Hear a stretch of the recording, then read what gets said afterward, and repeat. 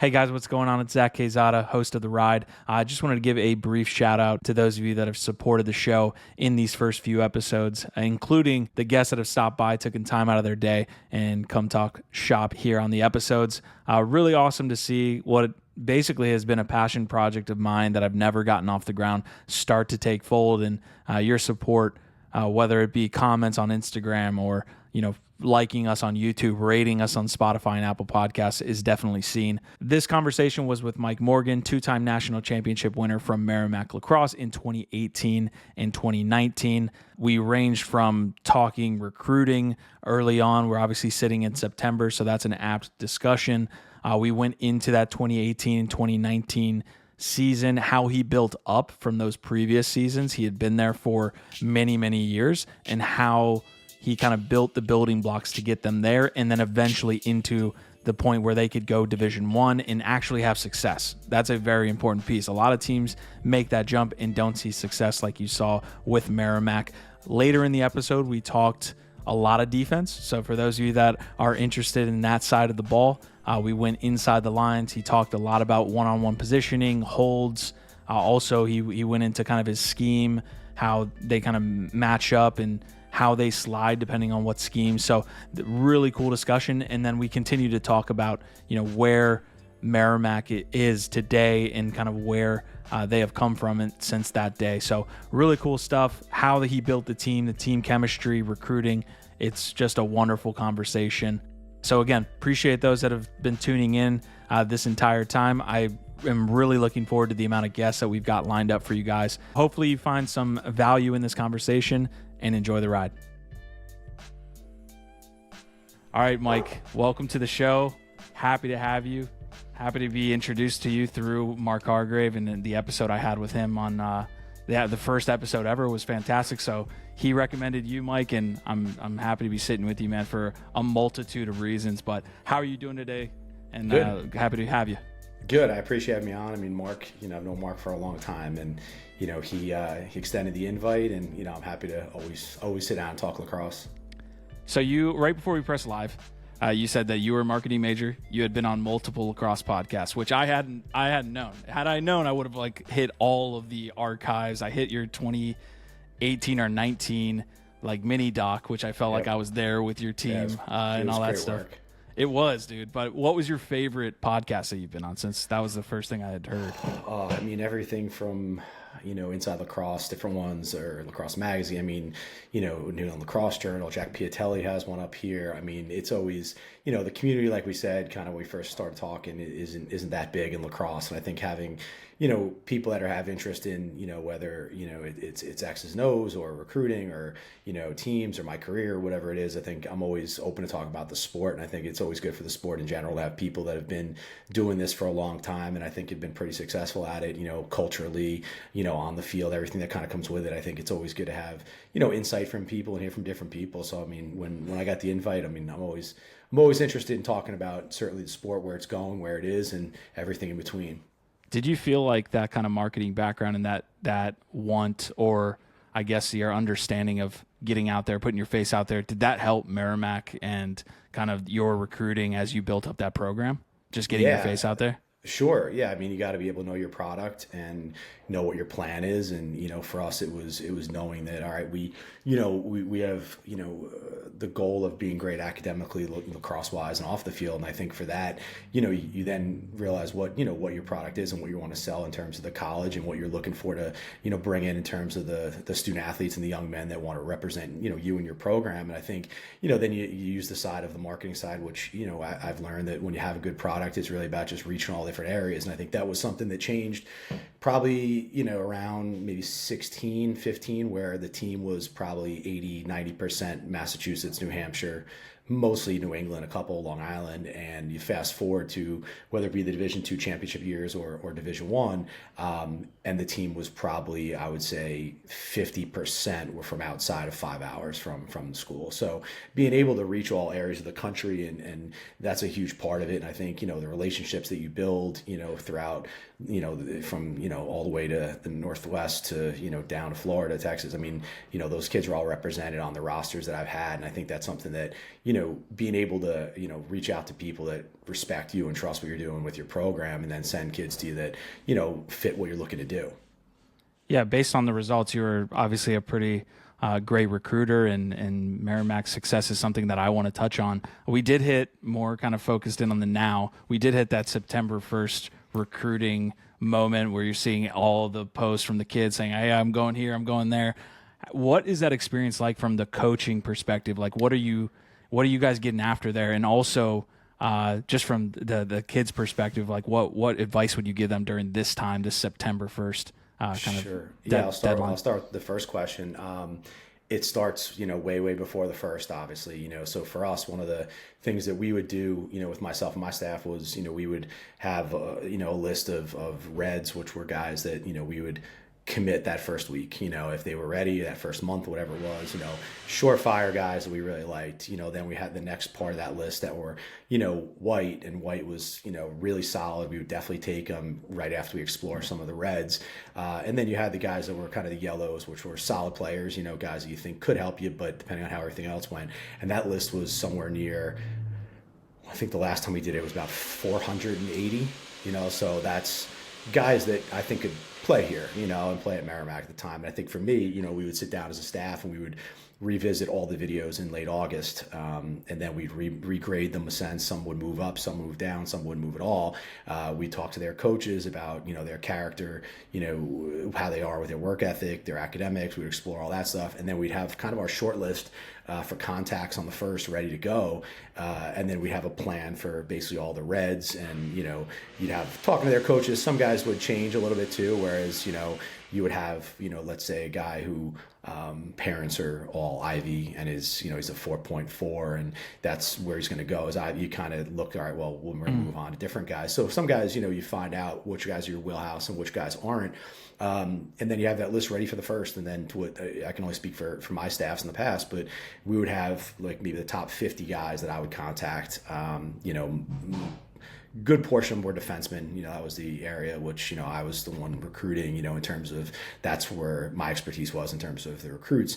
And then I'd get, the top 5 goalies, top 5 faceoff guys, top maybe 10 offensive players. And I would reach out, personally as a head coach. And then those next bunch of Reds were all reached out to by the assistant coaches. And, it's a marathon. You start in the morning. Sure. And, our philosophy, everyone's got different ones. People, go to people's houses, and, we didn't really believe in that. But, I think texting guys worked because it was, hey, let me know what time works for you today, instead of trying to, navigate, they're on the phone with someone else and you're trying to, and then you set up calls with guys that I think are serious about you, that you're serious about. And then you start scheduling visits and everything. And it's, if you have a good list and you're good at evaluating talent, and you put a good list together based on the guys that will fit you and your program and what you're looking to be culturally, you do all that due diligence on the front end through the coaches and watching their film. And then you kind of get off and running, and you find out on the first, I think, a lot about which guys are, interested in you, and which guys, you're going to pursue to get up there for a visit. And then those visits start, right away, and I think it kind of speaks to the difference. We didn't operate too differently in Division II. The rules were a little different then, but we've always kind of modeled our program, since the early days after the Division I model. And that's kind of where I think that success came from. Yeah. And I think, when you move to Division I, it didn't change all too much. The recruits changed a little bit in terms of the level, guys are a little taller, a little faster, but we were still looking for the guy who fit, our program as much lacrosse wise as anything else. And for the recruits, I think, I started coaching high school. That's where I first started, my first 4 years back on Long Island. And what I would always tell those guys is, you got to do your due diligence on the front end, start to figure out where you fit academically, start to figure out how far you want to go from home, start to figure out, what you're looking to study. There's so many things that you can look into, and then just visit some campuses. Even if it's early on, you're a sophomore in high school, you can realize if you maybe want to go to a school in the city, do you want to go to school, out in the country, do you want to go to school far from home, big school, small school, you can start to figure those out.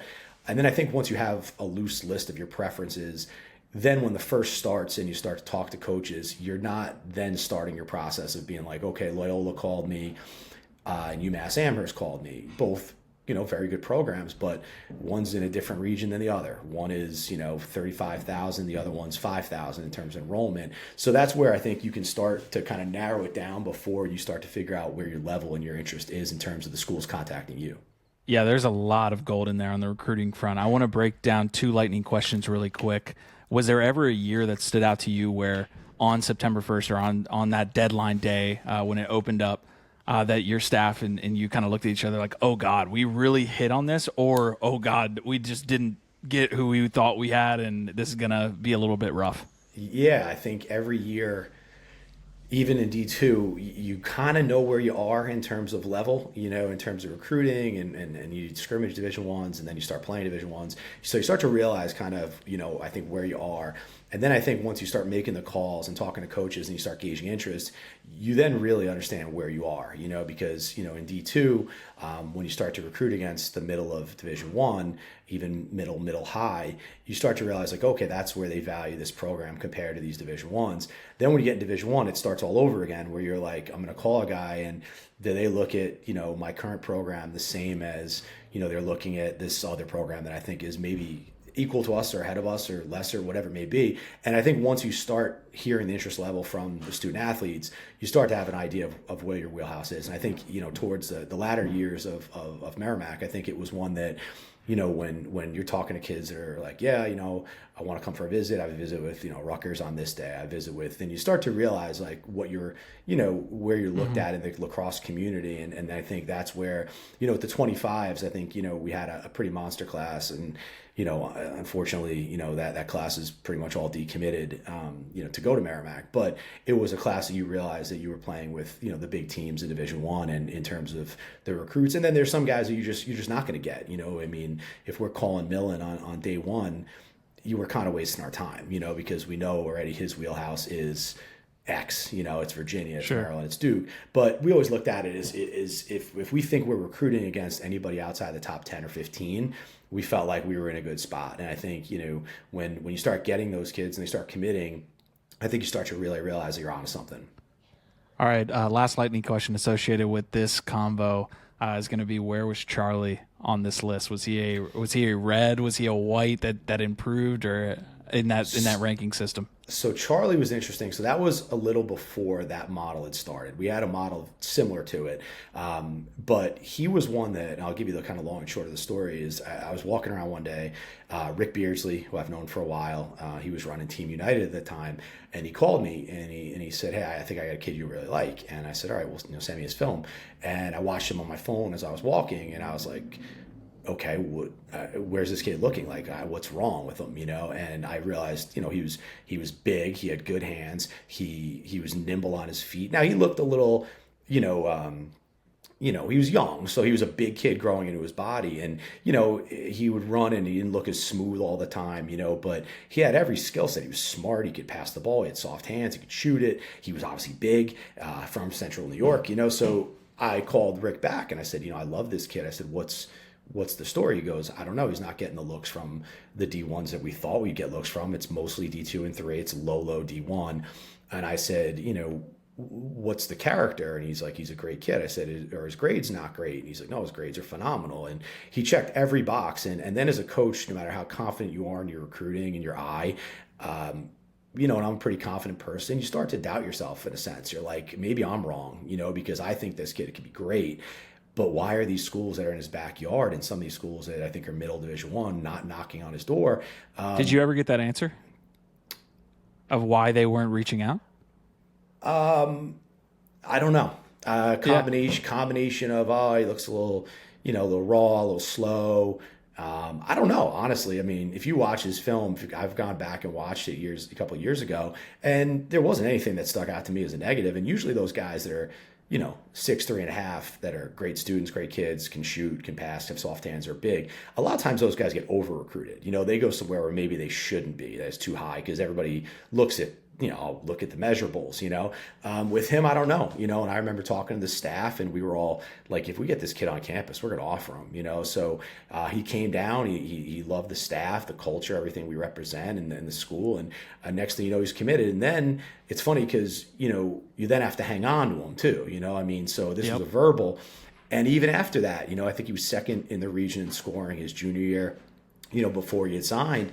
And at the end of the day, some schools came around then, but none that were a threat to us, in terms of taking away. And then, I think you look at the player development that I've had some great staffs that are all very good at player development, not only on the field, but off the field. And he became, a great leader. He became, a multifaceted player. I got to give a lot of, credit to Brian Brazil and certainly Kyle Smith, who did a great job of saying, hey, today you're not going to win high side. Like, you're not going to dodge. You're going to get underneath. You're going to feed. You're going to, and I think made him develop other parts of his game where when you're that big and you got a couple things at work, it takes a good staff and a lot of trust for a player of that magnitude to learn all those things. And then you fast forward, and it was no surprise to me what he did at Virginia. I was actually surprised it didn't click earlier for him when he first got there. It took a few games, but then you fast forward and it's PLL and it's Team USA. But he's worked hard. He's worked really hard, and he's a great kid, and we still have a great relationship. And I think for him, he found the right leader and the right people and the right place to develop them. And I don't know if that necessarily happens everywhere. And I think for him, he's always been very, very loyal to me and Merrimack in terms of, making sure everybody knows where he came from and where his game, and his leadership came from. And even, when you go to the PLL Team USA, he makes it very clear to everybody that, that's who found him, that's who developed him, that's who built him as a person. And, now he's one of the best players out there. It's great that he holds that with him. That's awesome. A couple of my first guests were offensive-oriented coaches, so I'm excited to be sitting down with the defensive coach. As far as the recruiting standpoint, you said that was primarily where you were focused, the goalies, the poles, and things like that. What were you looking for from the close defensemen, LSMs? Like, what were the things that stood out to you when it came to recruiting those players? Yeah, the first one, people would be lying if they say it's not talent. It's not, is he big? Is he athletic? Does he have a good stick? Does he move well? And I think those you kind of have to have. Then, some of those measurables are a little better, and you'll sacrifice, to a 5'10" defenseman who's super smart, who's got a great stick, who's athletic. Like, that's fine. I think that's one thing that coaches do well is figure out which guys fit kind of what they're looking to do. And then I think you watch them, off ball, you got to watch them, how aggressive are they coming into ground balls. There's just so much. And then you got to do your due diligence with the coaches, because we may only see a guy for a quarter at a tournament. And, I think we're really good at spotting guys and then figuring out like, okay, this guy we want to watch, and then go and watch him again. But so much of it is knowing where he plays, knowing the competition he plays against, knowing his club coaches, knowing his head coaches. And, those guys have so much respect for me that we've built great relationships where, they would give me the skinny on like, hey, he's work ethic is okay, and then you're kind of like, I can find guys that do what he does, that have a great work ethic, that are tough, and it's hard at these tournaments too, because you don't play with these guys year round a lot of times too. So let's say you're just a great off-ball defenseman who's a good cover guy. You don't see that at these tournaments much. So you don't really know exactly what they can do there. But I think, the measurables of being big, athletic, having good hands, being strong, and then just seeing how, what are you as a defense? You're a defense that stays home and plays great position. You're a defense that pushes out, so I think knowing what you are helps. And then when you look at the other positions, with goalies, I've always been from the book of, I'll tell their coach and I'll tell them exactly what game I'm coming to, so if they can handle, hey, this coach is on the sideline, maybe holding my scholarship on this game.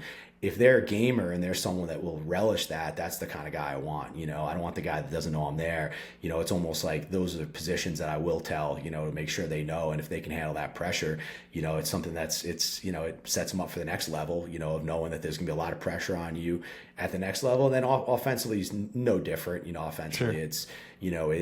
It's knowing what you're looking for, knowing what guys do well, knowing which guys have IQ, and kind of going from there. Yeah, we're going to jump into that kind of transition from D2 to D1 here as we get into the episode. But from that perspective of recruiting, did you change the player that you were recruiting when it came to the type of defense you played? I imagine you guys were some of the more athletic players on the field when you were winning national championships, and then you go to D1 where you probably have to compete. Oh, I'm getting some feedback. Yeah, defensively, like hold on, in division. real quick. Did I lose you there? No. I'm just making sure I didn't get. There was like some type of cutout. Apologies, but yeah. As far as that question, yeah, were you transitioning the way you recruited defensemen when at the D2 level, you guys were probably playing aggressive versus Division One. I imagine you had to kind of dial that back a little bit, play position. Maybe I'm assuming too much there. No, I think it doesn't change much. I think when you look at our defenses that won those national championships, those kids are 6'2", 6'3", 190, can move, and I think, you do, I think, you have to, I think, get a little bigger, a little stronger, a little more athletic through the midfield. I think that's the biggest thing, because I've had defensemen in Division One that, weren't your prototype. They were, 5'11", 5'10", 175, 180, and they were great, and then, you get some of the bigger guys that can run, and you got to develop a little bit. But I do think through the midfield is the key. I think that's one where, your LSM, your two ways, your D mids, they got to get bigger and stronger, because the middies you're seeing at the Division One level, these kids they're big and they can run, So I think having undersized guys through the midfield, I think, is something that you notice at the Division One level is, you get so many guys that we would just take as really good athletes and say, all right, if they're a great offensive player, great.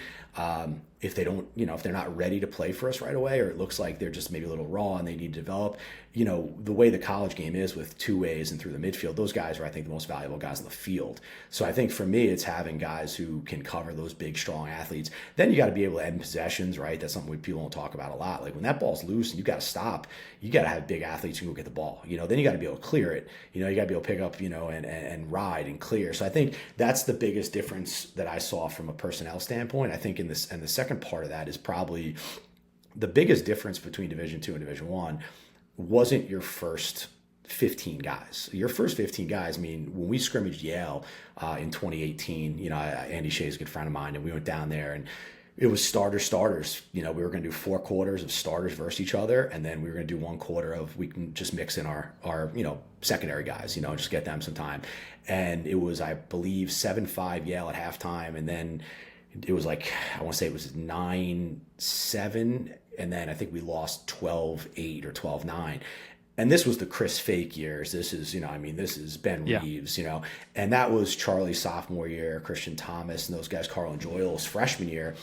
And I remember leaving going like, all right, maybe we're really good. Maybe Yale's not as good as I think they are, but we're preseason 1 in 2018 or preseason 2, whatever we were. And Yale was, I think, preseason 3 in Division 1. And my thing was like, at the end of the day, if we can play with Yale, and then we obviously both went and won a national title in 18. So it worked for both of us. Maybe we were both very good. But I think when we started subbing in guys, I think they won the 4th quarter like 7-1, because they got guys who are, third line middies who started at St. Anthony's for 2 years, so like we don't have that in Division II.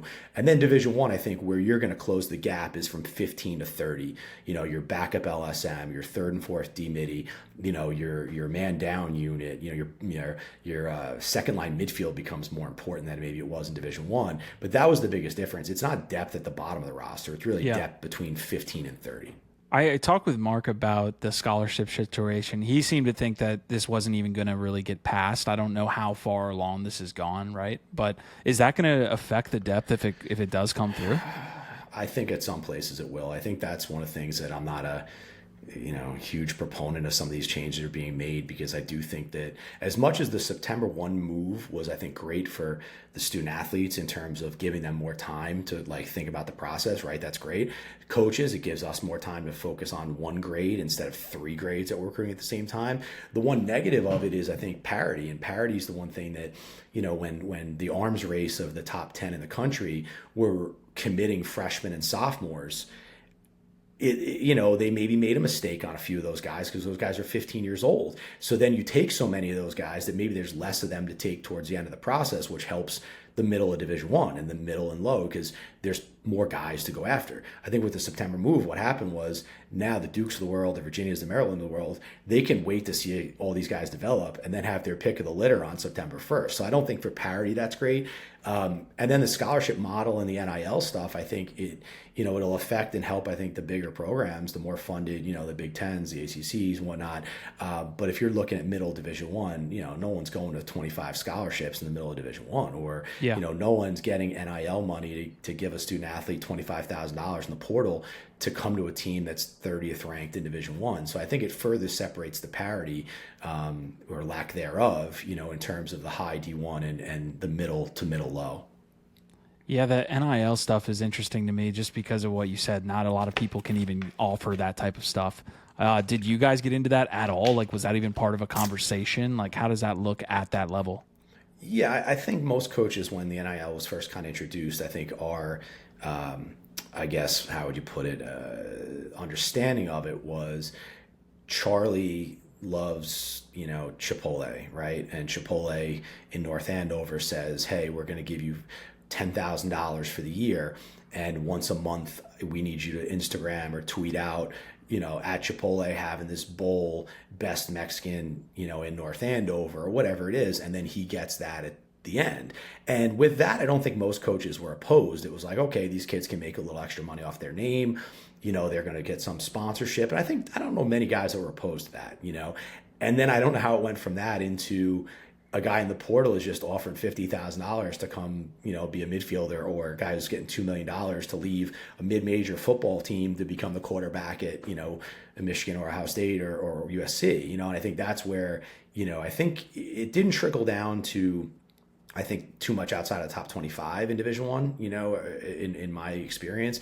But I do have, friends at other programs that lost guys to other programs that could offer a $25,000 NIL, stipend or whatever you want to call it, and for a young guy who's got student loans and a car and maybe wants to start a business or has, family that needs the money, of course they're going to jump at it, as they should, if that's the rule, but I do think that it changed a lot in terms of, it just became kind of a bidding war and arms race, specifically not so much in lacrosse, even though it is prevalent, but at the higher levels of Division I football and some of that basketball, I think you're certainly seeing it. So I don't know where it ends. I know that most of those schools have started talking about through fundraising or the donors, or having committees that are trying to raise money for the department. But if you're looking at schools that are middle Division I, I don't know where they're going to find $100,000 to go out there and get 5 guys from the portal when a team, that's up in the top 5 is going to offer them more money or the same amount of money. So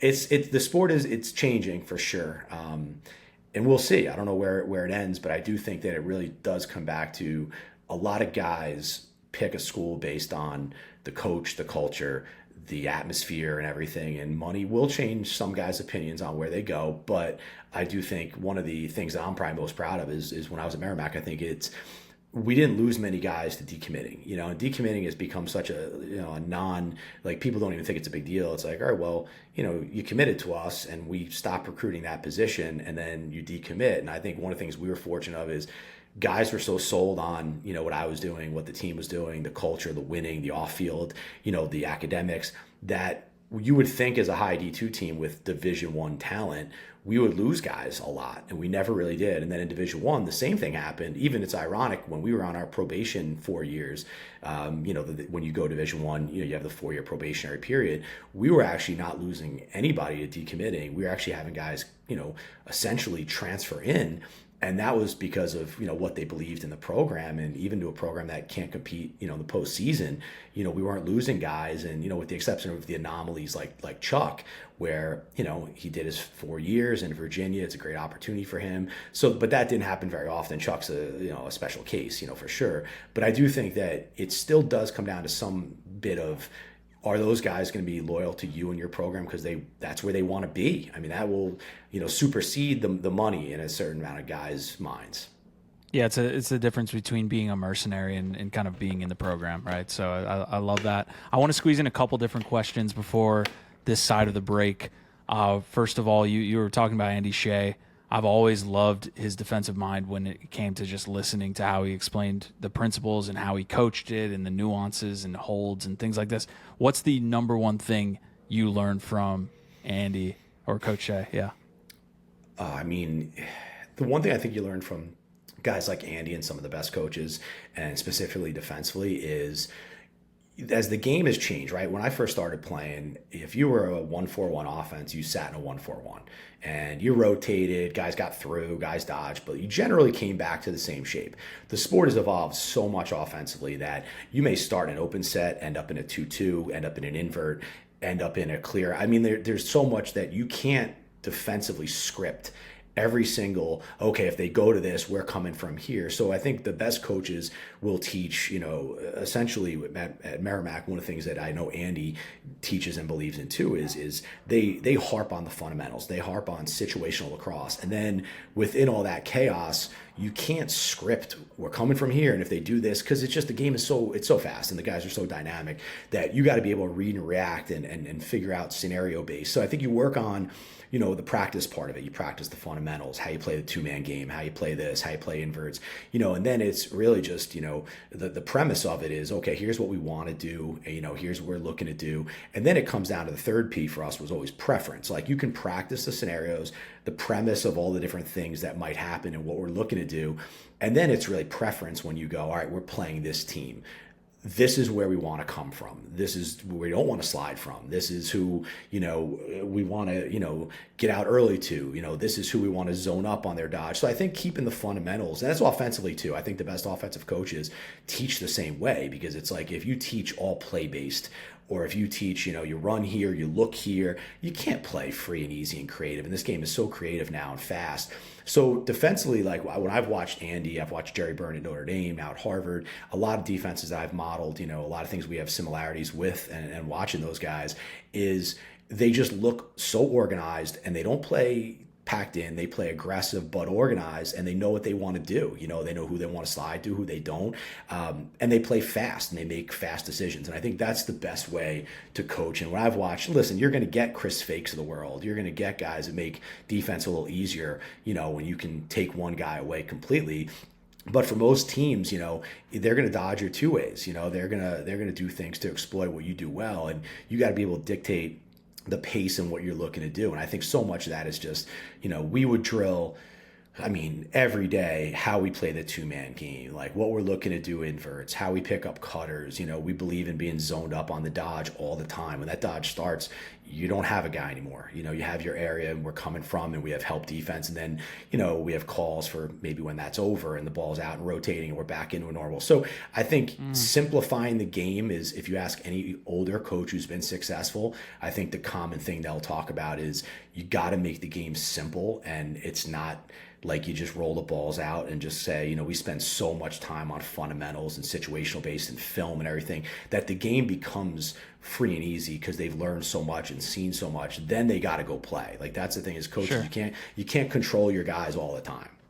All right, guys, we are going to go to break, and we're going to continue this conversation on the other side. All right, guys, welcome back to the ride. Sitting here with Mike Morgan, two-time national championship winner. We were just talking about some nuances when it came to defense and what you were kind of picking up from some of the higher-level minds in the game. You were discussing, like, on certain matchups, you get into a zone behind it. Can you break down how you would teach that to your players? Because I'm super interested in that. We run a little bit of man and zone where I coach as well. I'm just interested in the nuance there.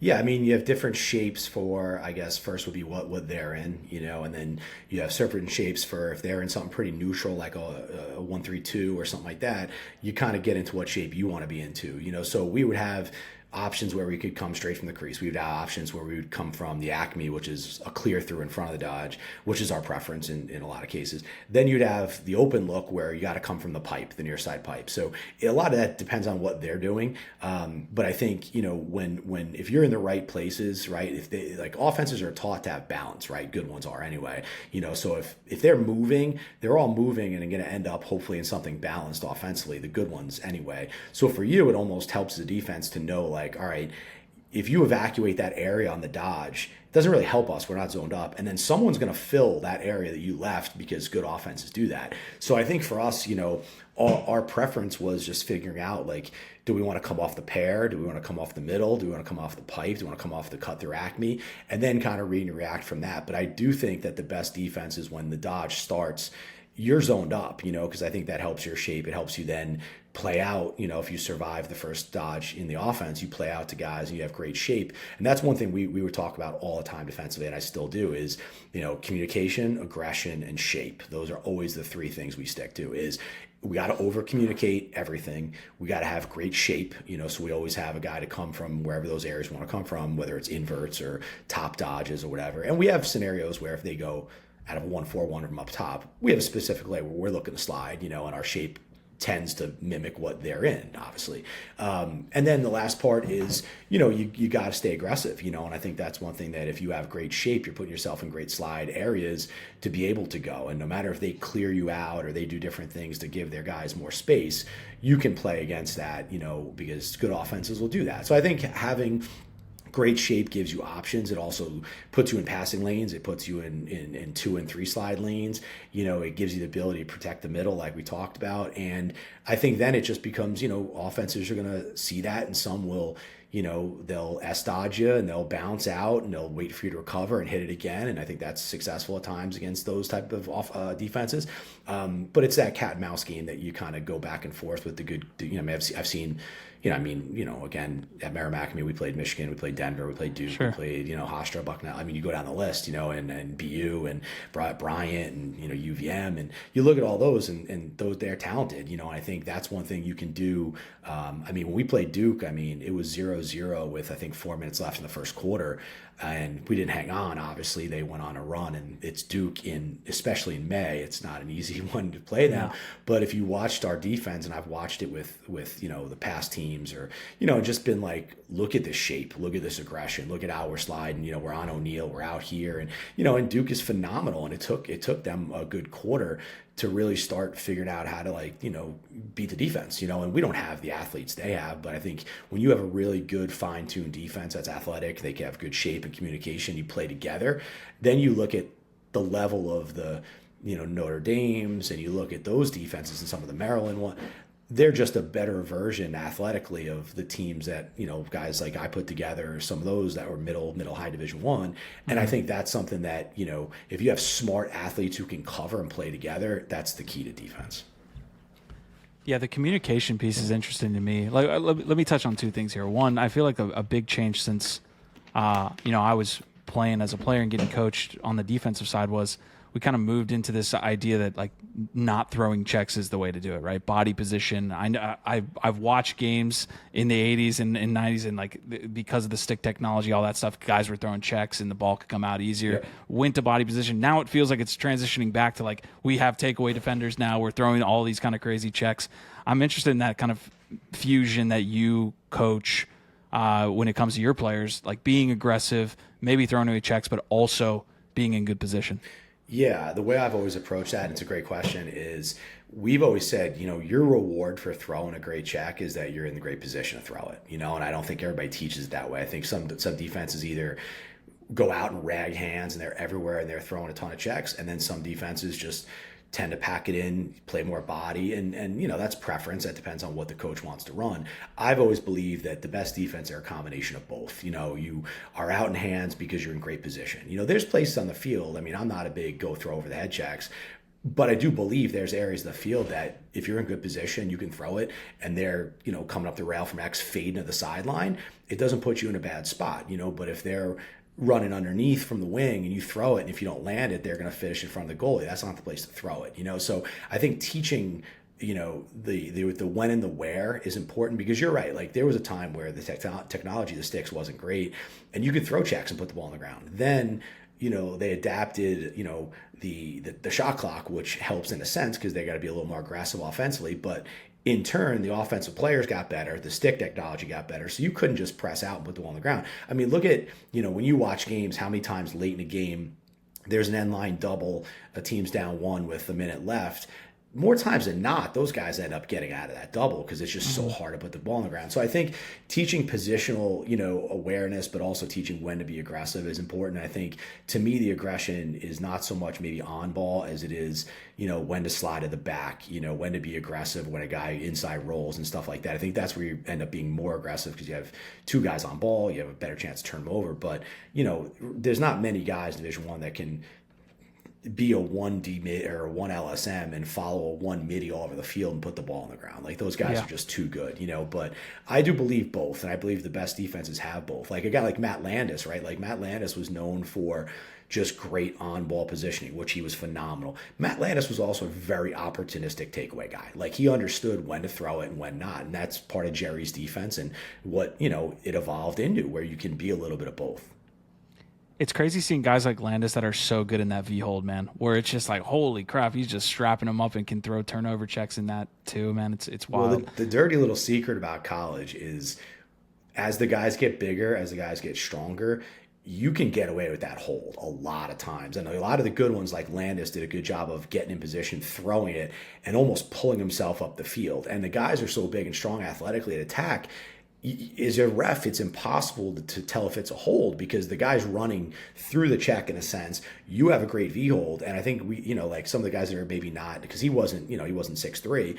He did a great job of just like using his strength and V hold himself up the field and knowing where to be, and you get away with it. At the Division I level. I mean, you can do it really well. And D2, D3, if you got a 6'4" guy who's 205 and he's playing against an attackman who's 5'8", 160, you're going to pull him to the ground. They're going to call it every time, But I think that's one of the things that he's one of my favorite defensemen, that I've watched. And, because I think he is a combination of both, and he was incredibly smart as well. That's such a great point that in high school you see it too, where they drag them to the ground if they're stronger. That's such a great point. Yeah, you also got to keep it at 45 degrees because what I've always taught is, once you start flattening out, it looks more like a hold. Once you start bringing the top hand up, what ends up happening is you end up spoking a guy through the legs. They end up falling down. So if you have that 45-degree angle, you can get up under that opposite armpit and just kind of hold them for a second, and then use that back shoulder or that back forearm to kind of push off the back if they inside roll. So I think that's something that the technical side of it is, if you can tell, I can nerd out on that stuff all day. That's why I started the podcast, man, because I want to be talking about this. And just hearing how coaches approach things. I mean, I've talked to many guys who,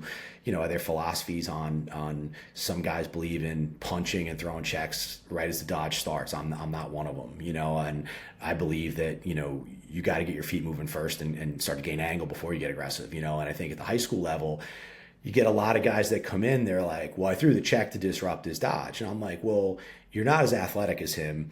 He got to 3 feet to you, so you can't use your length of your 6 in terms of your angle. And at this level, you're not disrupting the best attackman who's going to run through his check there. So I think you have some guys who can do it because they can stay at 6 feet.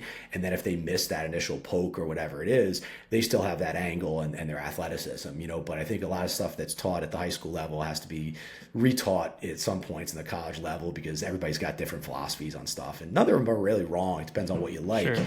But also what works at that level.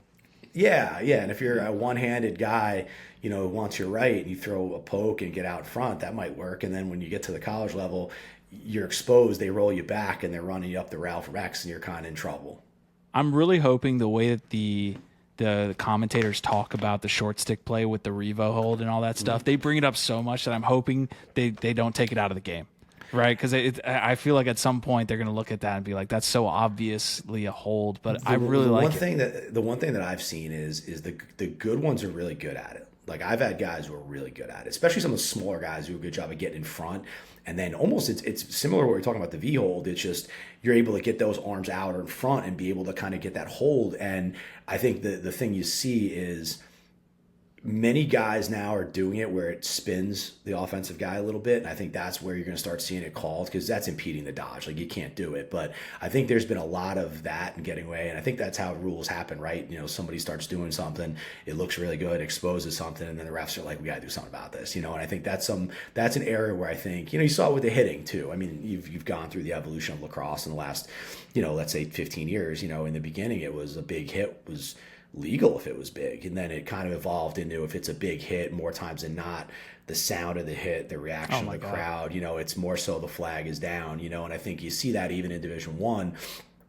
I think some games are officiated, if I watch Duke, Virginia, it's going to be officiated a little different than if I watch maybe two of the lower teams, Division I, where they'll call those hits, where maybe they don't call them and they let, those other teams play. So there's a difference even in Division I, and that's one of the adjustments we had to make in I'd say the late D2 years is we were bigger, more physical, more athletic than a lot of teams we were playing. So we drew a decent amount of flags, because we were just an aggressive D that we're hitting and sliding and hacking down on hands. And I think that's something that, you'll look at is depending on the rules and the emphasis, it's going to change. At the X, it changes everywhere year to year. Do you guys adjust, like with the shot clock implementation, just the evolution over the years, have you adjusted the average goals per game that you feel like a good defense is giving up? Because I've heard it was always at 10 mark, right? It's like hold them under 10. Has that changed with the shot clock or any other things in college? I thought it would.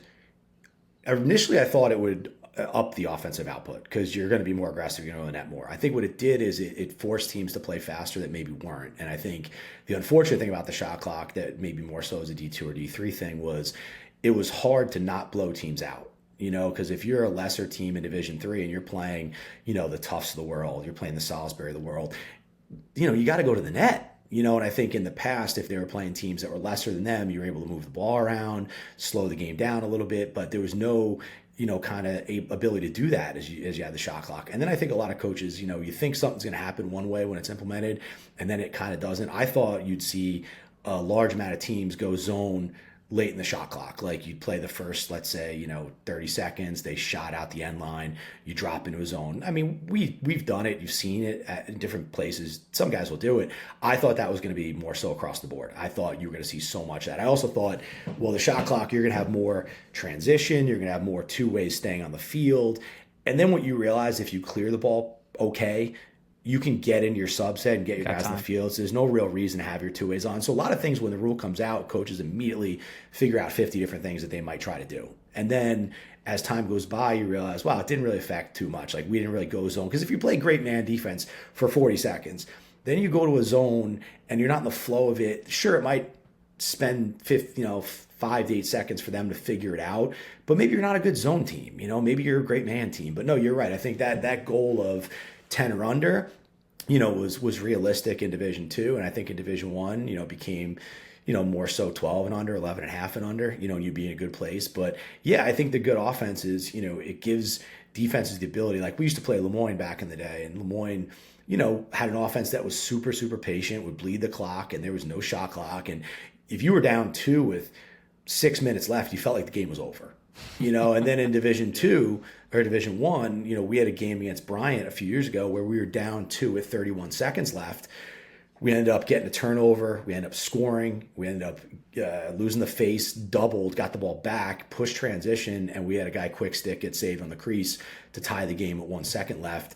And you're sitting there going down 2 with 31 seconds without the ball. You were done a couple years ago, and now it gives you a chance, and I think that's something that coaches have adjusted to play a little faster. I think getting the ball around, it doesn't exist as much anymore. I think it's move it a few times, find your starting point, and then play out of it. I think that's probably more so than get everybody touch, get it around, because that kills 20 seconds, and then you don't have a whole lot after that. Yeah. Look, we're 46 minutes about into the episode, and we haven't gotten to kind of you building a Merrimack's program, which is one of the reasons why I had you on, man. I really want to get into that story. The last two things I want to ask here, and then I want to speed run them. Sure. As far as the communication piece, when you're looking at defensemen, you mentioned when and where on kind of the aggression of checking. I think there's a where and when on the communication too, right? There's an ability to maybe over communicate or not say the right things, especially at the high school level when the kids don't know their left from their right when it comes to that perspective. So when it comes to communication, how do you look at saying the right things when you get guys that come into the program probably and they're saying either the wrong things or not at the right time? Yeah, I think, and even more so than that, they're saying things that are correct, but they're not the terminology that we use, So I think you see a lot of that too. So I think, first of all, it's getting on the same page, terminology based. Like, what do we call what? What are we doing? And the second part is understanding, and you had a great point, you don't just talk to talk, and one thing we always talk about defensively is we don't waste words either, So if we're in a 2-man game, and our calls are, get through, hug, switch, great. Stick to those. And then you don't want to muddy the waters because young guys will come in and go, hey, Johnny, you're good. Pick right, look to switch, no, get through. And that's just confusing for everybody, So I think keeping it very simple and concise to like what exactly you want to hear and what the terminology is a huge part of it. And I think that it even trickles back to the goalies. I mean, I've had some goalies that, are big time talkers, which is fine. I think it's depending on your preference as a coach. Do you want your goalie orchestrating the whole defense? I think at the college level, it's a little harder. I think you have guys out there that are older. They understand what they're doing. Goalie can help with, calls off the end line or, get in, who's this? Hey, we're in this, mark up. That's fine. But I do think if you're spending your entire time coaching the entire defense as a goalie, it's really hard. I think save the ball. That's one of the harder things to do at this level. But I think teaching goalies that, urgency is key in your voice, and I've had goalies that would, you know, yell, "Hey, get in," when we were pretty much in, and they would scream that the same day they would scream, let's say, fire is your go call when a guy breaks his stick on a check and now you're exposed 6-on-5. Well, those two don't have the same urgency. So as a goalie, you got to be able to have the urgency of your voice. Your D is going to respond to what sounds like something immediate and not panic, but like something we need to do instantly, or just communication with them. And I think that's teaching goalies that, in a sense, is if you live in an 11 all the time, they don't know when it's like something really, really serious. And if you live at a 0, they don't know that either. So I think you got to coach that into goalies, in a sense. But yeah, I think it depends on your preference as a coach. Some guys want the players to decide discussion wise what happens. But the one thing about defense that I've always said is, offensively, you could have one guy who's a lone wolf, and he might mess up your flow. He might mess up what you're dodging to, in a sense, but he's not going to completely hijack the offense. If you have one guy who's not communicating or not in the right spot defensively, it's a goal, and that's how it works defensively. So can't hide him. You can't hide him, and I think especially at the Division I level. So I think having everybody understand what the communication is and communicating and knowing the terminology is where you start, and then that's where you continue into the process. All right, last lightning question, if we can get to it here. Guys that are being recruited by Mike, you might have a kind of improvement in your standing if you can do a behind the back dodge. Because Hargrave told me back in high school you threw a behind the back dodge, and he told me I had to ask you. So what happened? I was a creative player, and I think I learned a lot and I saw a lot. And I don't know if it was Mikey Powell maybe or Casey or someone. I probably saw it somewhere. I'd whipped it out a few times in terms of split to behind the back, and is it the most effective move? I don't know, probably not. But if I was recruiting a kid who did it in a recruiting event, probably wouldn't put him on the list. If we're being honest, I just think there's more dodges you can do. But I do think that the creativity and the dexterity of working on just different things, creates the ability to do different things within lacrosse. And I think so. When people would throw one-handed flip passes through X, and you're like, what's the point of that? It's not traditional. But all right, you're getting held down the alley and the slide's coming to your face. You can't get two hands back on the stick. You got to be able to shovel it through X. So the game evolves, I think. But, that was that's one thing people talk about is, that move or a few other moves. But, I was more of a scorer I was more of a shooter than a passer or a dodger, He asked it in a way that I thought maybe you got blown up when you threw it. Okay. No, all right. No. It might not have been that effective, but it looked good. All right, awesome, man. So let's get into this. You built Merrimack into a national champion, a 2-time national championship program. You guys had success across the board. I mean, there's flowers enough to go around there. Really interested in how you kind of got into that role and then kind of speed running it up to that point of 2018, 2019, and what building blocks you needed that you were missing on those earlier teams maybe. Sure. Yeah. I mean, I coached high school, as I mentioned before, for 4 years, went back to Long Island, got a coaching job at 21, was very, obviously raw in the industry. And I had some great people that, I worked with or I coached against, Jack Moran and Keith Weiser at Anthony's and Chaminade, respectively.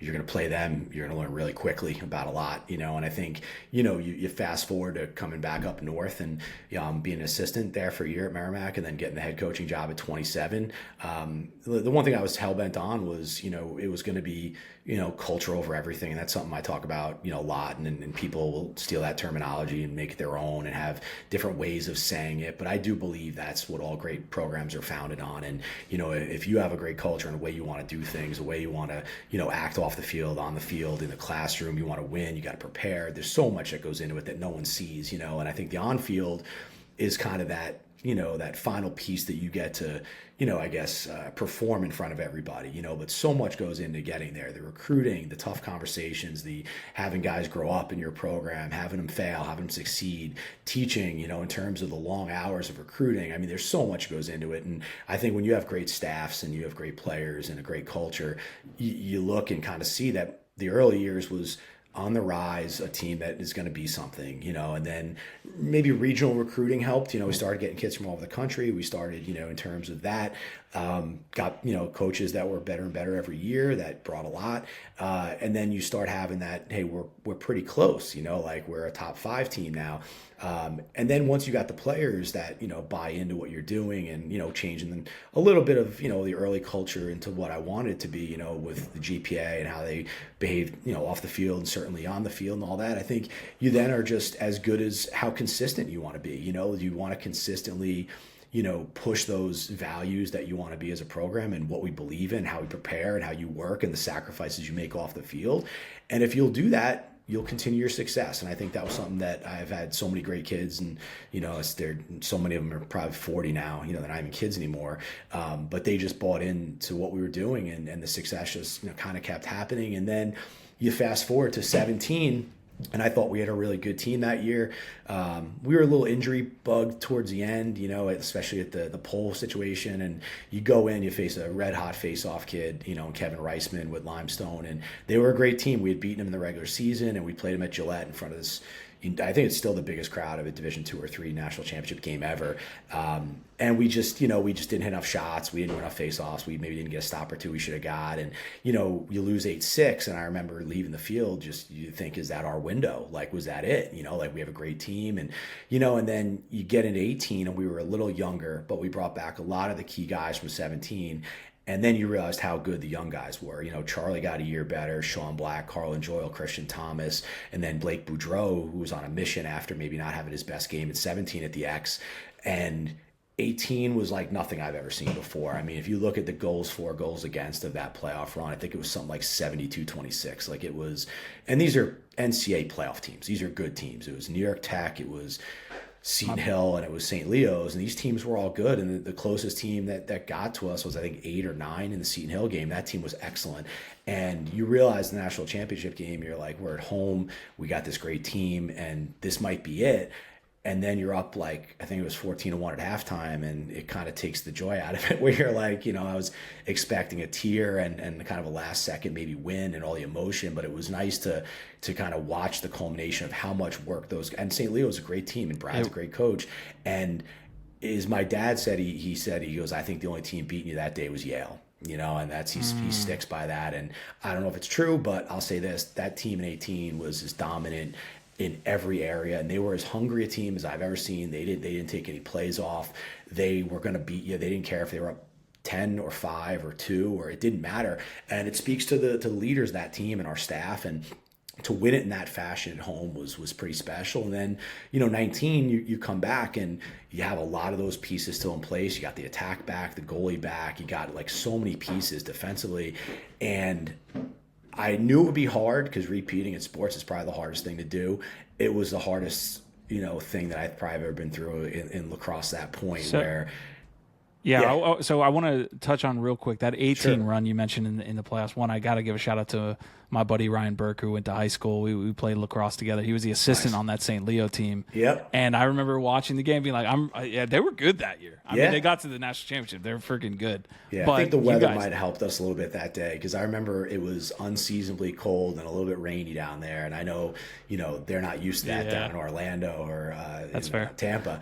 And I think for us, I mean, you saw early in the game, I think one of the things that stuck with me is Charlie hit a pipe maybe about 4 minutes in, and the ball basically hit like near side pipe and careened all the way over Leo's bench into the stands at Gillette. And I remember taking a look down the sideline. I think it was like I'd never seen anything like that. So I know they haven't. And I think that was like that turning point of like, all right, these guys are good. But I'll say this, Brad I've known for a long time, and they had a great run that year. And I think it was just, we put together, just one of the best performances in that playoff run. And it doesn't happen by accident. It happens with great leadership. And I think, guys who buy into what you're doing. Okay. I mean, that was going to be my next question. What do you attribute that kind of success in the postseason to? I mean, you guys dusted everybody, like you said. So leadership, it comes down to that? Yeah. I mean, and the team was as hungry. I mean, practices, like we had like a mini fight breakout, I think Wednesday before the Final Four game. And I remember looking at, because we had just come off, I think it was a 16 or 18 goal first round win against New York Tech, who was a very good team. And I was questioning, like, all right, is this team going to get fat and happy? Because certainly not on my watch or the coach's watch or leaders.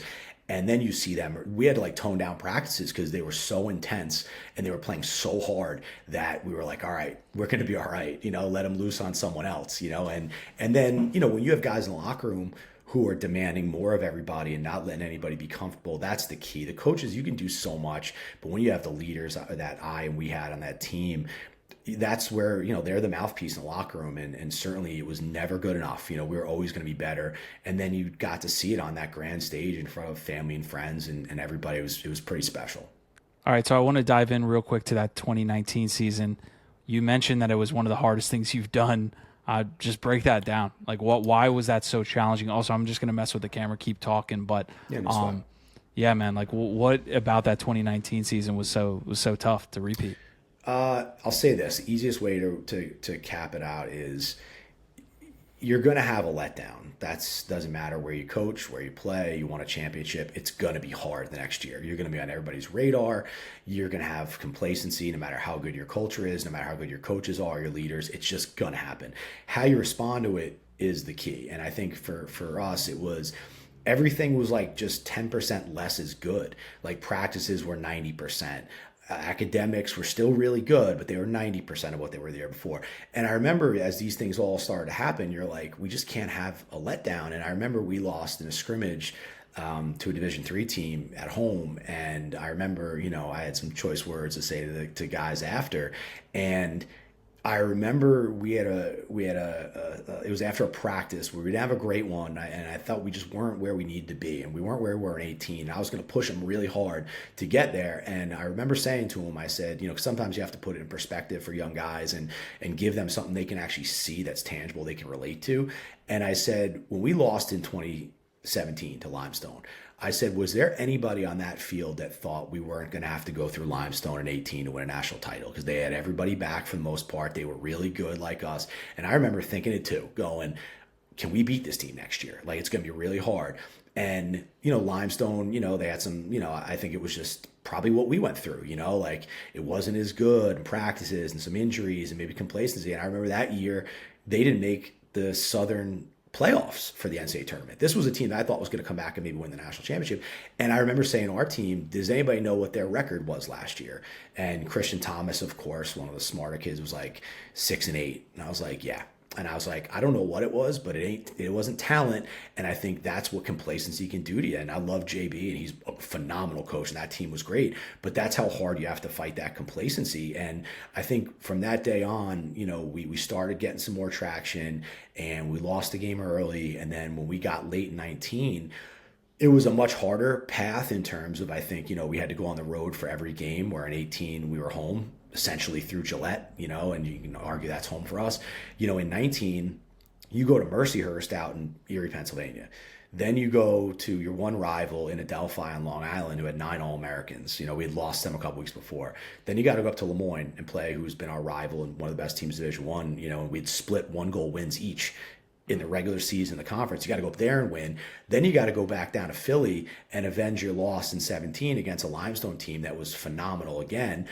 And they just found it with about a few weeks left in the season, and then they went on that run, and it was another great, it was attributed to leadership and toughness, and I think it was pretty special to be able to kind of start where we started, and then finish where you finished. But I think it takes a lot of faith in your staff, a lot of faith in your leaders that they're going to listen and they're going to believe you, even if they're like, yeah, we're fine, we're talented, like we're working hard. Maybe coach is just pushing us to try to get more out of us, but they, the respect we had for each other, and I think they really believe that if I was pushing that hard, I was onto something, and our staff was onto something, that we could be better, we could be really good. And then when you go and repeat in the fashion that we did, and then you close the door on Division II, you can't make that stuff up. That's a fairy tale ending, man. What was the score to that natty, the second one? 16-8. So another beatdown. So you guys just came in there, like never got the 1-score game like you No, I mean, Adelphi, we were, a funny story, Adelphi, we came back, we won by 2. Mercyhurst, we were down 2-0 and came back and won pretty convincingly. But that Lemoyne game, if anybody, watched that leading up to the championship, it almost didn't happen. We ended up giving up a goal with 30 seconds left, went down 1 at Lemoyne, and we win the face. We end up getting it checked out of bounds, hits off their kid, luckily in front of our bench. So the refs were, I think, not going to call it the other way. They gave us the ball because it was like a 50-50. And I call a timeout because now it's a dead ball. We hadn't touched it in. And we give Charlie the ball. And you're like, this is a fairy tale thing. Chuck at home, he's from up there, Lemoyne, he's our horse. There's 20 something seconds left. We're going to tie this thing. We're going to come back and win it. So ironically, the whistle blows and Chuck's, he's sitting there, he's rowing the boat, waiting for the whistle. And they had a phenomenal defenseman, this kid, Connor Ames, and Chuck is about to cradle into his dodge. And this kid just pinwheels him. And the ball comes out and it's rolling down the sideline. And, I look at the clock like most people do real quick because we know there's not going to be a whole lot of time even if we get this ball. And luckily the play we designed had Sean Black coming up from X, and he came up at full speed, picked up the ground ball, and he turned it up. And Lemoyne had a phenomenal defender who was guarding him. And I think Lemoyne at the time, they probably thought he's not going to turn this up on him. He doesn't have any angles. So they all kind of played out to their guys. And Sean being, a fast, skilled, tough kid, he turned it up. And then by the time he got maybe 8 yards away, they realized he was probably going to walk in. And he fed Dom Thomas on the backside pipe with, I think it was 0.8 left. And that tied it. And then we went to OT and Christian Thomas won it. So, to win it that way at your rival, to punch your ticket, there was just something about that team that they encompass. I think they're the culture and their coaches, and they're tough, and they're confident, and they'll keep playing. And, to go and win it in that fashion against that competition, and then Limestone too, it was just, they're so talented and well coached, and we just had another great run. Yeah. You got your tight game, coach. I'm sure you were looking at that ball like, holy shit. Here we go. When we walked out of there, I was like, you know what? If you're going to win a game like that, you better go win the national title, because you gutted your way through a great team that put you away, you thought, with 30 seconds left, and you figured out a way to win. And then you go on and you're like, wow, this is it for Division II. This is the last game we're going to play, and let's go out with a win. All right. So obviously Charlie Bertrand, 2-time player of the year. We could talk on him. I feel like I need to have you on for another episode because we're already past an hour, and I'm sure you have some things that need to get done here today. Obviously, Charlie's an awesome player. What is kind of a player who maybe didn't stand out on the stat sheet? Wasn't Charlie and was an unsung hero, kind of your workhorse, or somebody you want to give a shout out to on that? God, 18, there was just so many. There were so many guys. I would feel like leaving guys out would be crazy. I think there was just, that senior and fifth year group in 18 just was so phenomenal. And even helping the young guys, right? Because Christian and Sean were freshmen and they were stars, and Chuck was a sophomore. And be able to push them and hold them accountable at that young an age when you're having that much success, they were so good. And and then I think Blake Boudreau was probably the one that, like I said, he had a rough game against a great faceoff guy in 17. And then we have the crest flag that one guy carries out, and then the American flag, and the guys pick who it is. Maybe guys coming back from an injury, maybe we're playing in a guy's hometown state, maybe the guy had a great game and he gutted it out, whatever it may be. So I remember in 18, Boudreau had the crest in every game. And I was like, all right, this isn't by, they know that he is on a mission to come back and be better than he was in the championship game. Because, the kid was a first-team All-American. Blake was a second-team All-American. So he was a very talented, proud kid. And then you look at 19, and it was literally just that effort of all those younger guys who had to become more in terms of their leadership ability, and the older guys who had to be able to push them. And then, a guy like Davis Cronin, probably doesn't get the credit he deserves, who was our face-off guy in 19, who, we weren't that great as the year went on. And then he was great in the playoffs, and he was great in the national title game. And I think, there's so many guys, that I've named some already, but, you don't have those scores and that success with one or two or three unsung heroes. You have everybody, the bench guys. They played, worked so hard in practice. There was just so many guys that you could attribute to, having their place in it, and different coaches too. I've had different guys on both those staffs, and some similar, some not. And the hard work and everything you put in, it's what I tell everybody, every team I ever coached, it will pay off, and you got to do more than everybody else. You got to want it more than everybody else, and then you got to go out and perform. And, watching them be able to do it under the microscope of, that's the other part of it, right? All the pressure in the world of, oh, you're going Division I. You can't go Division I if you're not going to be super competitive in your last year at D2 and maybe even win it. So there was that pressure of, we got to go win this too. So it takes a tough team to have all those, things against you in a sense, or on you, to really go out and perform. Yeah, the end result speaks for itself. That's a really good run you guys had, and you made the transition then to Division I. What's the toughest and easiest hurdle when you were making that transition, man? The toughest is everybody's good. Like in D2, you might have some games where you feel like, hey, if we play well, we'll be all right. We might have to sit a guy who's a little banged up. We can still win if we sit this guy. And, they're all, listen, they're all talented, but that's the reality of Division Two is there's going to be some teams that if you play well, you'll be fine, and in Division One, there's none of those games. I think that's the biggest thing is now I also look at that as the second part of your question is the positive. When you're getting ready for a team that's 1-11 in Division Two, you can have the best culture, best staff in the world. Your team knows the other team's record. Your team has watched them on film, and they're sitting there going, okay, let's play well. We'll be fine, And they still show up, and they work hard, and they're ready. They read the scout, but there's always that sense of – and then when you go to Division One, I think the practices are never wasted because if you have a bad Wednesday, you're going to lose Saturday. If Tuesday you look sluggish and then Wednesday the coaches are getting on you more and maybe it's a little choppy and people are trying harder and not, it just, you can't have that. You have to have a smooth, way of going into that weekend to be able to play. But I do think it brings the best out of everybody. You become a better coach, you become a better player, you're playing better competition. And I think that's the byproduct of it. So I think, just getting used to that, I think is a big part of it is that everybody's good. They're all talented, and you got to show up. But like I said, that's also the positive. You got your guys' attention all the time because, you don't have to sell that, St. Joe's is good. They're watching them, as I am. Yeah. Mike, this has been a great conversation, man. I got one more question Sure. For you. Before that, though, any last kind of words? We've been touching on Merrimack for a while. That obviously was just an amazing run that you guys had. Any kind of last things you want to say about that team or the team, post-COVID and things like that?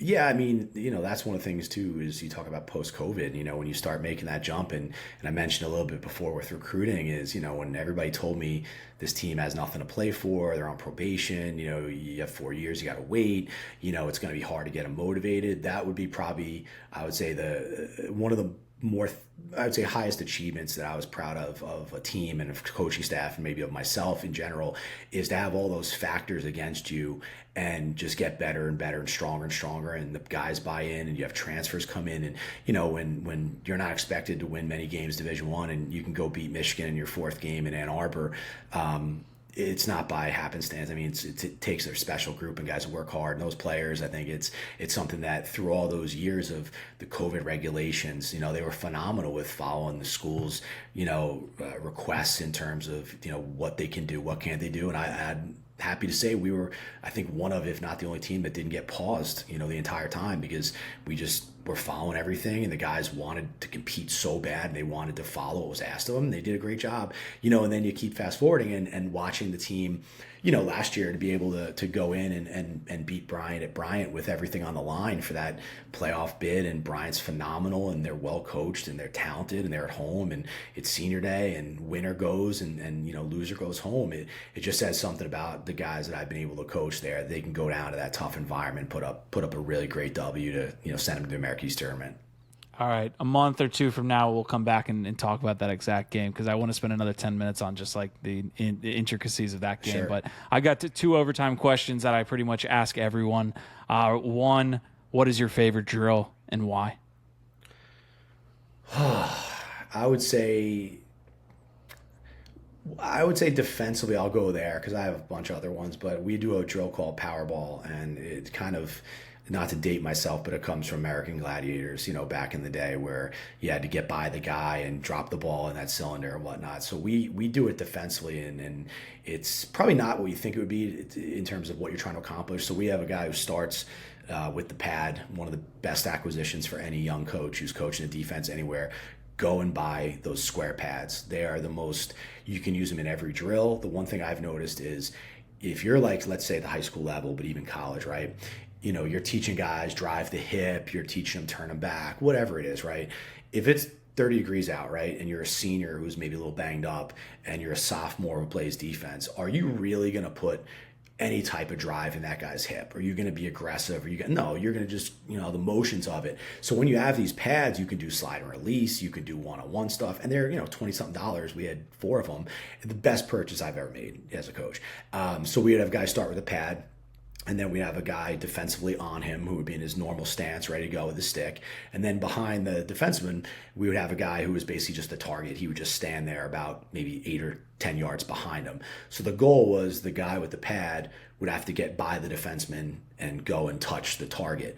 And the defenseman would have to basically keep him away from getting to the pad, So it's not what I think most of the young guys think it is like, you just meathead your way into each other. And it's not that, it's basically teaching, and it really exposes the fundamentals or lack thereof, where if your punch isn't good and your angles and you come up and maybe you put your head into it, the guy gets by you immediately. And the best players are the ones who can punch and reset. They have great angles and stuff. So we have guys who are so good at it. They may face a decent athlete that I got to blow the whistle after like 10 seconds because that guy's not going to get to the target. It's like an offensive lineman. Yeah, just being great with your hands, being great with positioning. So that's one that I've always loved because it really teaches you that any misstep or mispunch or your angle, your hand positioning, it just works against you, And I think that's something we do a lot of times with the defensemen in indies and with the shorties, the 2As and the middies, to kind of make sure they understand what we're asking them to do fundamentally because they fail pretty I guess frequently in the beginning, and then as you get better and better at it, when the punch is worth it, when to reset your feet. And I think that's probably it gets the most out of the guys too. They get into that one. It's pretty telling that I've asked that question a few times now through the podcast, and all of the answers have been individual based. It's not like a team drill. You know what I mean? It feels like guys are just breaking individual stuff down. I think it's because coaches, that's where we all love this profession, is being hands-on, one-on-one, nerding out, technical stuff. The team drills are great, but you're coaching like the entire unit and stick drills. You're coaching. So there's many of them I have. I could list millions that are fun and competitive, and you're coaching everybody. But I think when you can really, really develop in that small group, I think that's where most coaches' heart is in coaching. All right, man. The last question I have, I've been kind of experimenting with this one, so it's not fully kind of fleshed out. But 30 seconds left. You're up by 1. You're on defense. The other team has the ball. What do you say? What are you telling your guys in that timeout? 30 seconds left to hold that lead.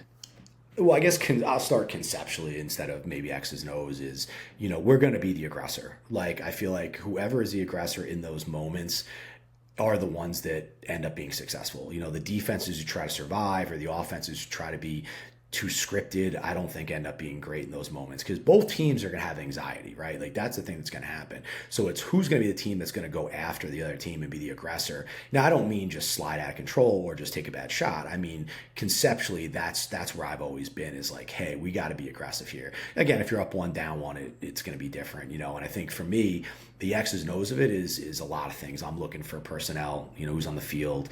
I got caught in I give a shout out to Dan Sheehan at Lemoyne here. It's 2008 or 09. I was a defensive coordinator.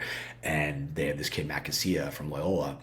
And they came out of the timeout. We're tied against Lemoyne at home. They were number 1 in the country. It's my first year coaching college.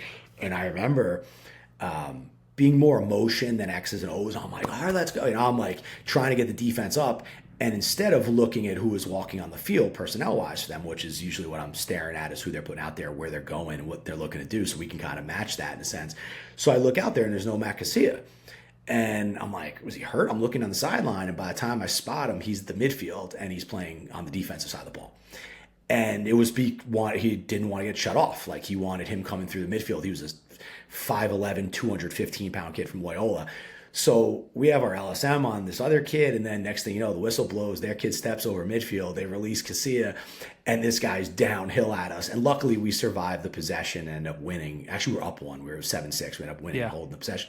But that's the biggest thing is who do you want on ball? Some people believe, hey, if it's their best player, you might have to slide to him anyway in that situation. So maybe you do shorty him and you go early. Maybe you think, hey, we can win that matchup.